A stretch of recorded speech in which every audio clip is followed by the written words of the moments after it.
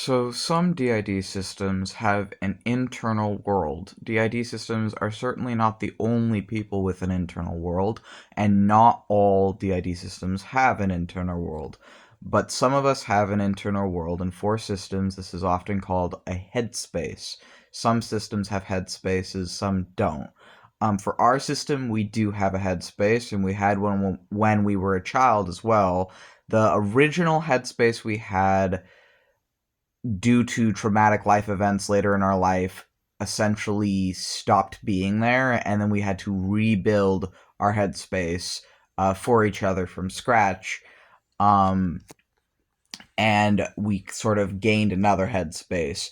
So if you had asked us, like, I don't know, before we knew about DID or anything, if we have one, we probably would have said no. If you had asked us during the time period where we weren't in contact with what used to be our headspace, which it used to be our galaxy, the Wormothemos galaxy, which was our spirit and our brain expressing itself and anthropomorphizing itself as a galaxy, when we no longer were really in contact with that lens for our internal realm, uh, we didn't really see it as our internal realm. But when we lost contact with that, we didn't have a headspace essentially for that period.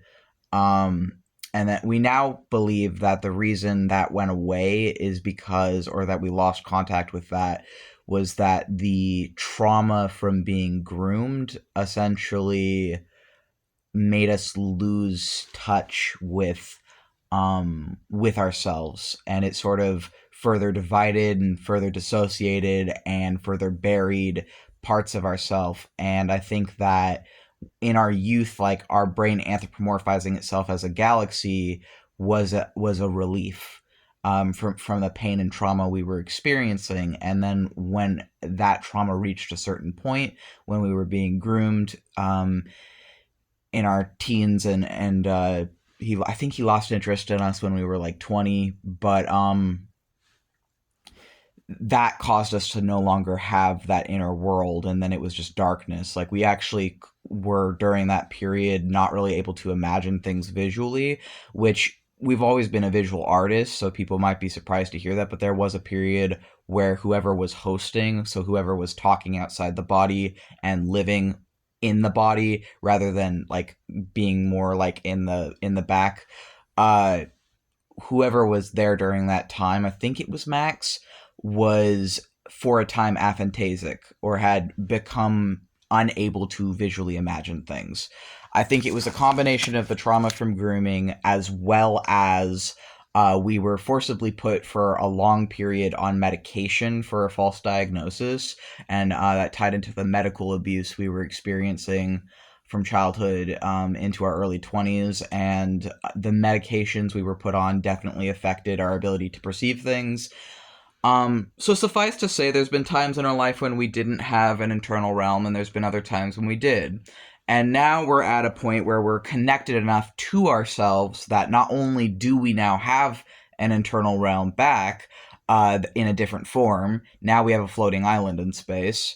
Um, Sort of like our galaxy was reborn as a floating island in space, is how we see it. Like, the galaxy is the past timeline for our brain, and the present reality for our brain anthropomorphizing itself is a floating island in space. But we also have portals within our floating island in space, that is our mind, that can lead us to like other places.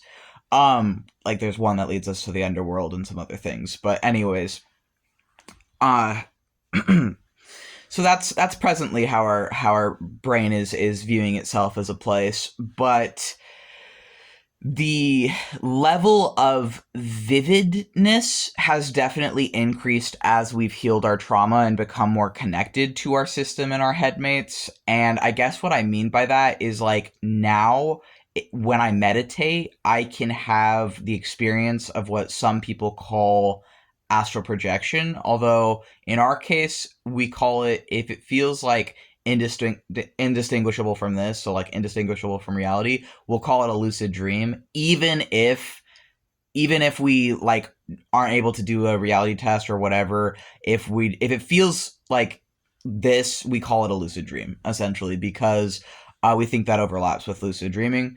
But or we call it an out of body experience, is the language we prefer for it. Or we call it spirit traveling too. However, we also use the term spirit traveling for when our body might be partly awake, but our minds are still going off through meditation to be in our internal worlds or to be in different worlds. So if our body is still partially awake, which we'd be able to gauge, but our minds are off somewhere else, like inhabiting elsewhere, our kingdom, or often some other place. If our minds are somewhere else, but our body is still partly awake, we do also call that spirit travel as well. That, or like an altered state of consciousness.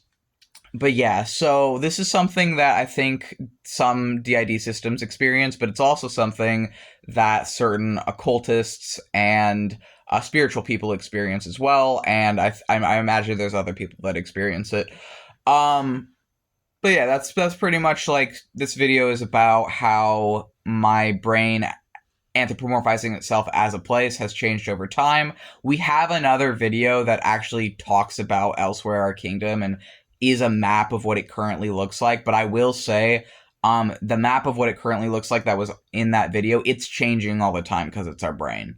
So even though we have a video of that form of it, it is going to be changing over time. It's not going to be just staying how that map had it because it's literally our brain. We don't just see it as our brain either. We also see it as our soul and our spirit. We believe that this place is our spirit as a place. But yeah.